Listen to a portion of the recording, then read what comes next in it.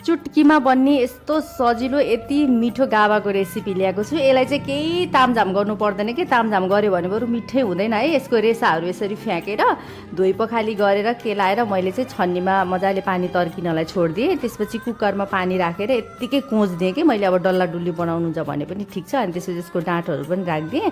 अनि त्यसपछि नुन पनि राखिदिएँ। त्यसपछि थोरै पानी राखिदिएँ फेरि पनि। अनि 3-4 सिटी लाउने हो नि त। अनि 3-4 सिटी लाएर ढक्कन खोलेको लतक्क गलेको रहेछ। अनि यसलाई चाहिँ अब एकैछिन टाइम दिएर मजाले यसरी खोट्नुपर्छ कि म्यास गर्नुपर्छ होइन।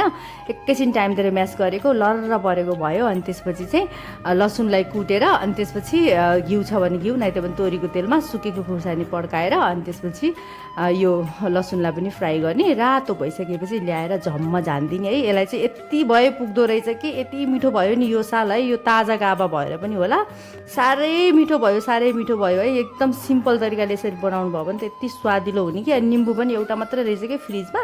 अनि अलिक पुगेन कि। अनि त्यही भएर अलिकति मैले चुक पनि राखिदिएँ।